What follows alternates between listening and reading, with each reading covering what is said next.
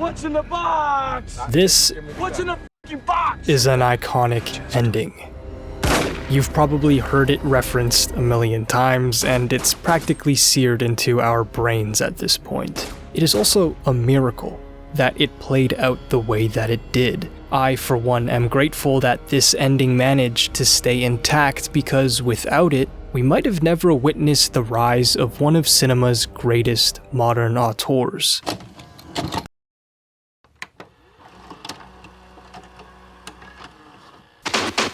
Just kick it.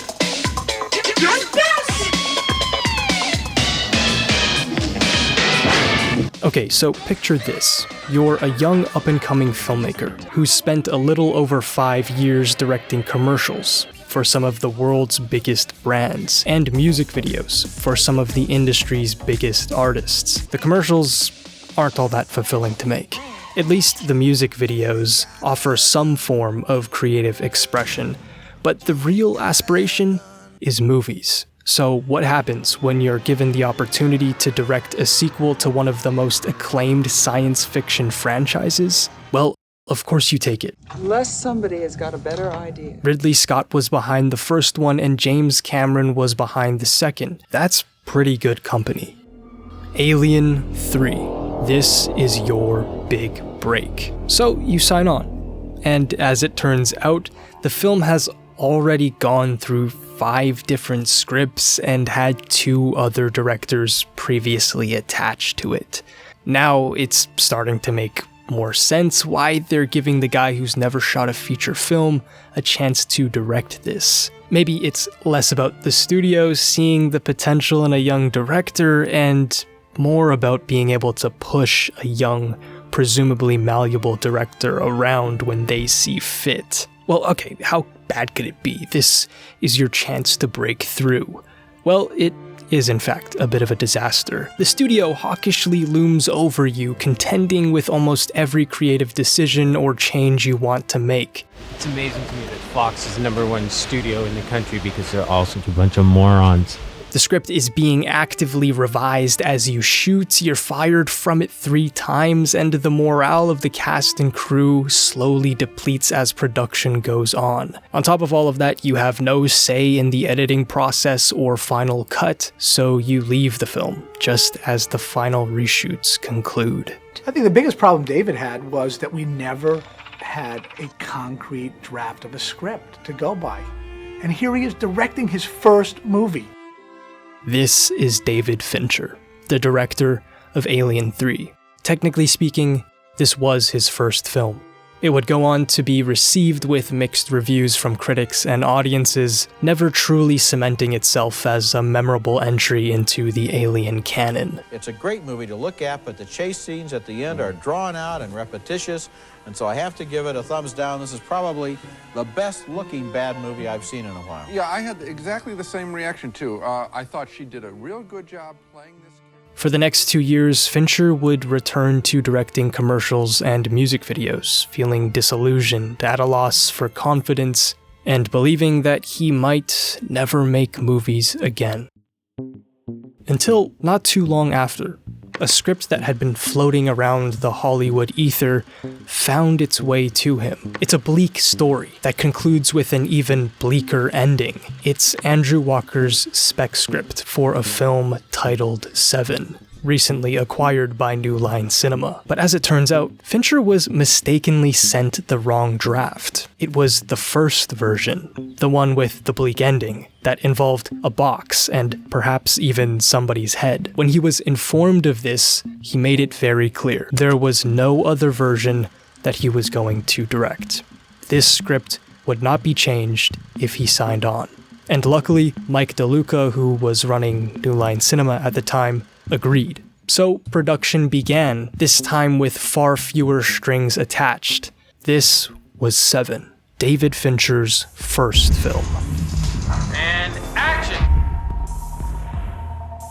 The The studio did try to change the ending multiple times. There was one with a dog's head in the box and one where Morgan Freeman's character takes the shot, but none of these ever fell through thanks to Brad Pitt having a clause in his contract that would have him leave the film if the ending was changed. He was also a strong proponent of the original script. Had too much of the foundation of Seven been altered, Fincher might have never made it, resulting in his career likely playing out quite differently. So let's take a look at what made this film so significant, and how it set the stage for the kind of filmmaker he would come to be.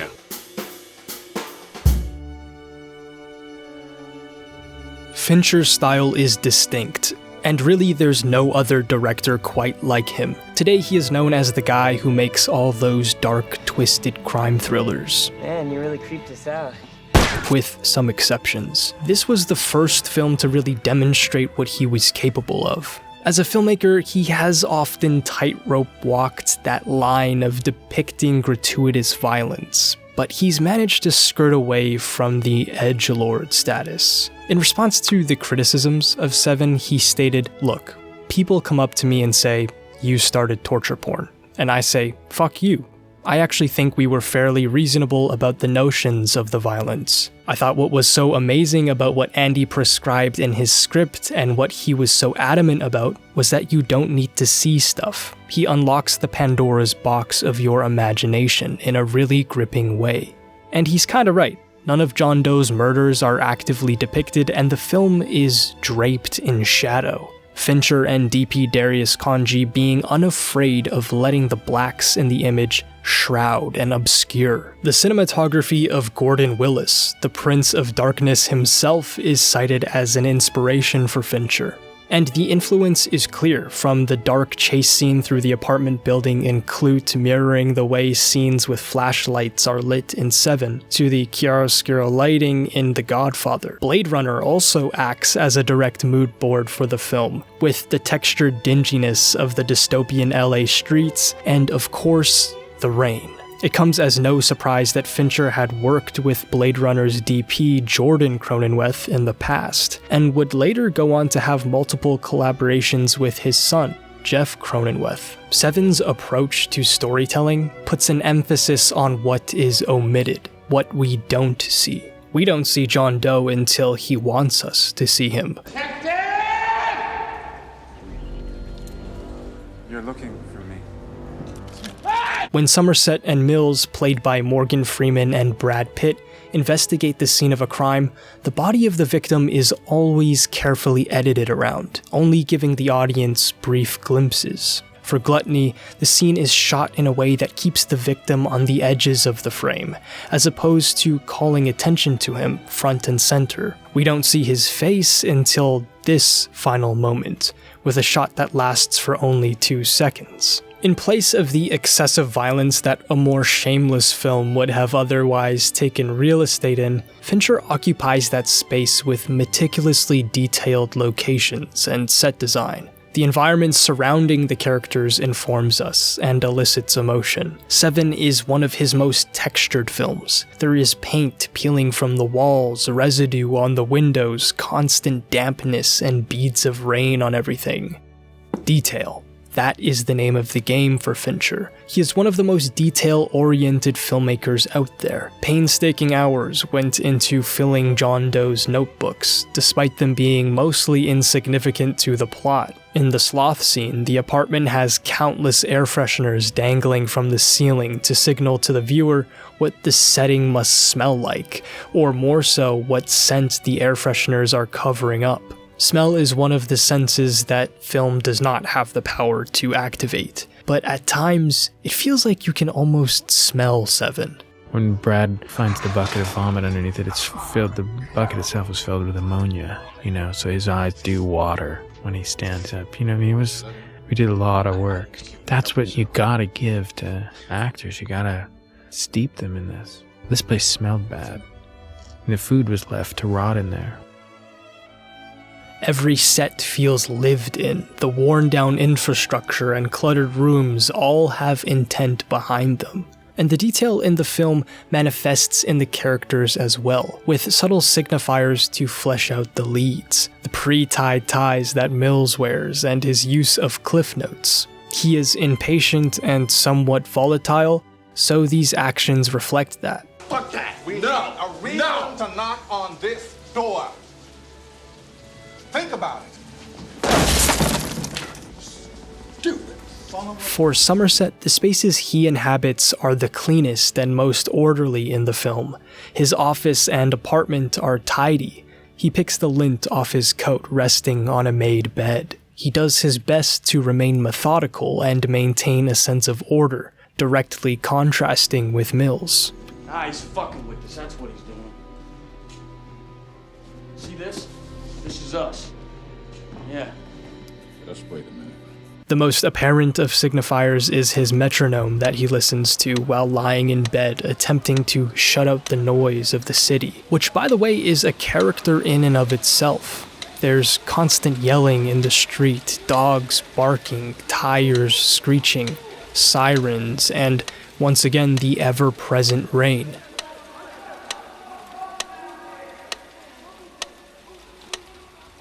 The sound of the city is just as important as the look of it. When developing the script, Andrew Kevin Walker was greatly inspired by his time living in New York. The city in the film, however, is nameless, which proves to be quite an effective way of mystifying and bolstering the all-encompassing aspect of it as a character. Visually, it embodies elements of New York, but it was shot in LA, the final scene making this fact most apparent, going from a congested cityscape to a desolate field with a hilly backdrop. Ultimately, Seven is not a commentary on any one particular city, but rather a look at the effects that deteriorating urbanization has on the psyche. Hey, how did you get like this? I wanna know.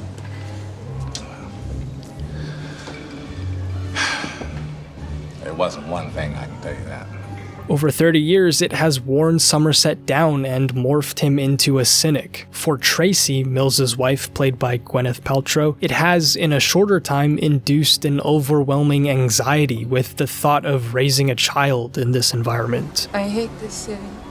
The film even alludes to the idea that John Doe spawned out of these conditions, Mills really being the closest to an optimist in this story, a naive optimist, that is. Seven shares some parallels with William Friedkin's The French Connection, which Fincher has cited as one of the inspirations for the film. It follows a cop named Jimmy Doyle, played by Gene Hackman, traversing through a similarly decaying image of New York in the early 70s. This was during a time of economic hardship and infrastructural collapse. There are certainly visual and tonal elements that Seven lifts from The French Connection, mimicking the chase sequences and use of handheld camera work. Seven being the entry in Fincher's filmography that makes the most use of handheld out of any other. That looming hopelessness echoes through both films as well, each concluding in their own cynical way. I won't spoil The French Connection. Most notable is the similar volatility between Doyle and Mills. Although Doyle is much more explicitly crass and antagonistic, beating up on disenfranchised New Yorkers as a means of soliciting information about drugs pervading the city. Both of them, however,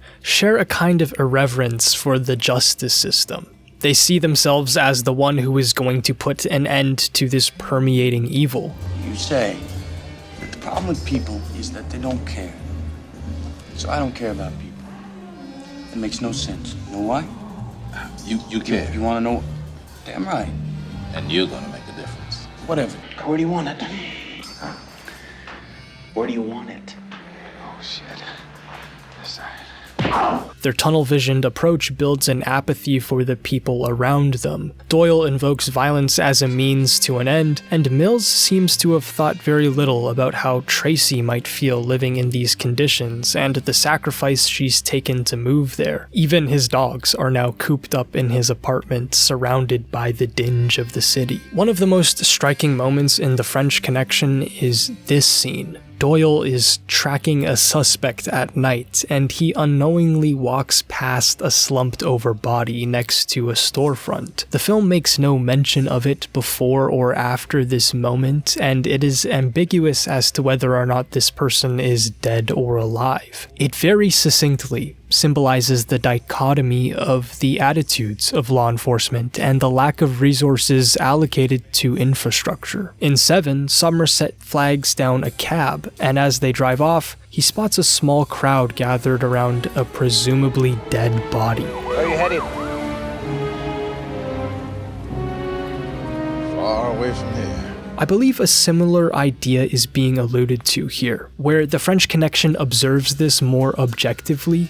We witness this urban decay in Seven through the perspective of Somerset, as he glances somberly out the window at what is all too familiar. In both brief instances, these are just peripheral pieces to the greater narrative, but it speaks to how the characters in each respective film perceives their surroundings. Doyle and Mills are so focused on the thrill of the catch that they essentially never acknowledge the state of things around them. But for Somerset, it constantly weighs on him mentally. In one way or another, Fincher and Walker are looking at Mills with a critical lens, with Somerset and Tracy being the emotional tether to the audience. This would go on to be a device used multiple times in his work, having a character that can resonate with the audience while we simultaneously follow a more dubious lead. In The Social Network, it is Andrew Garfield's character being thrown under the bus by Jesse Eisenberg's. In Zodiac, it's Chloe Sevigny's character being neglected by Jake Gyllenhaal because he's so obsessed with finding the killer. I think what separates Fincher from a lot of his contemporaries and other horror or thriller directors is his ability to impart this critical approach. And while yes, this would become even more apparent as his career progressed, it is still very much observable in Seven. I think Fincher has avoided the status of edgelord because his films aren't vapid or overly sensationalizing. His style can be especially bleak, but it isn't without some level of nuance. Fight Club is probably his most infamously misinterpreted film, often being co-opted by the very demographic it is satirizing. And I think that's the thing about Fincher. His commentary can be quite subtle at times. In a 1999 essay by Steve Masick, he posits that Seven is a symptom of reactionary suburban fears of the inner city. He purports that the film is perpetuating a conservative paranoia of urbanization, stating, like countless other Hollywood films that have come out in the past decade or so,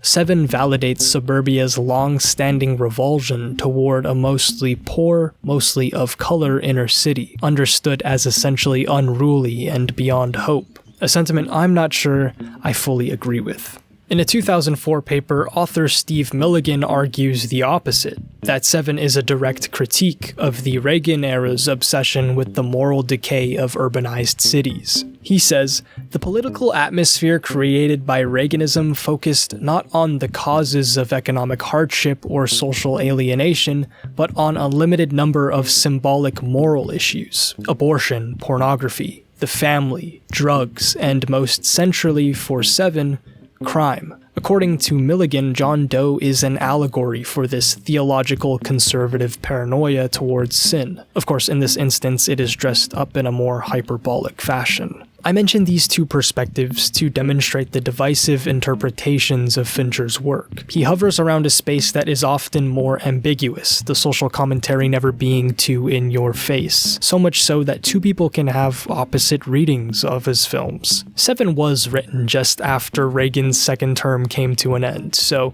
it's not far-fetched to make the connection between the previous decade's rise in theological conservatism and a retrospective critique of those attitudes in the film. Plenty has been said about Seven's religious subtext, but I think the aforementioned ideas are sometimes understated. Milligan summarizes Reagan's attitude towards crime as a moral problem requiring a spiritual solution, antithetical to reform, instead leaning more to the side of retributive justice. The tragedy of Mills following through with John Doe's plan is that it upholds retribution. Again, it is clear that Seven views these actions critically. This ending is so important to Fincher that he would have abandoned this project otherwise. Walker and Fincher would go on to collaborate again with The Game, and most recently The Killer, which is essentially a self-satirization. It is a film making fun of the perception and abstraction of Fincher's artifice, allowing us to, in hindsight, view Seven with the understanding that there likely is a keen awareness of the subtext. I think Seven is well aware of its hopelessness, and thus it depicts hopelessness much more carefully than it leads on. There's always been one particular scene in this film that has stuck with me, and when I recently rewatched it, I caught myself smiling at it. It's this short dinner scene. Mills is at work when he gets a call from Tracy. She wants to invite Somerset over for dinner. There is a spontaneity to this sequence, and it is so tonally different from the rest of the film that it can't help but stick out. Tracy becomes this facilitator, breaking the tension between Mills and Somerset. At the 30-minute mark, there is still some awkwardness between them, perfectly shown in the previous scene. You want your chair? No, you go ahead. Yeah?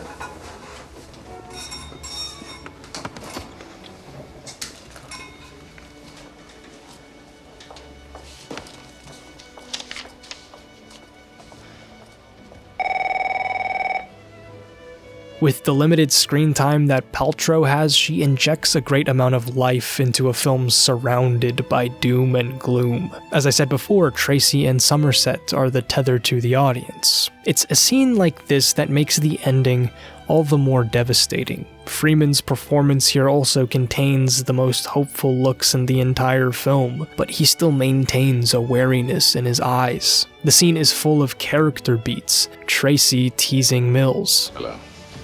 Happy to meet you. I've heard a lot about you. Except, of course, your first name. It's William. It's a good name, William.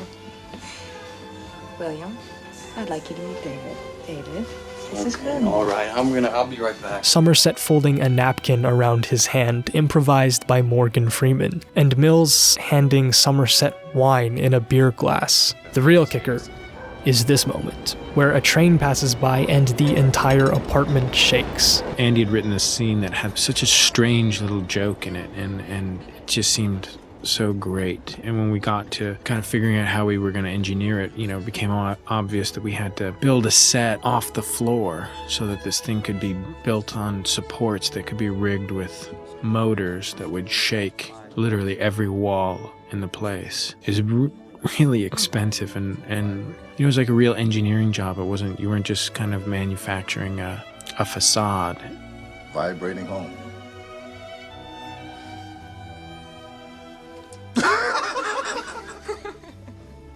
It once again speaks to the detail that Fincher is willing to commit to, building a very expensive set for a practical joke that could have easily been cut from the script. He insists on this moment's importance for a reason. Because, yes, his films are unnerving, bleak, and cynical, but the core of his work is humanist. This doesn't just serve as a point of levity. Sometimes you accidentally end up enjoying an evening in a city that is hell on earth. And sometimes, after spending over a year working on a film you hate, a great wrong draft of a tide-shifting script accidentally finds its way onto your desk. Where you gonna be? Around.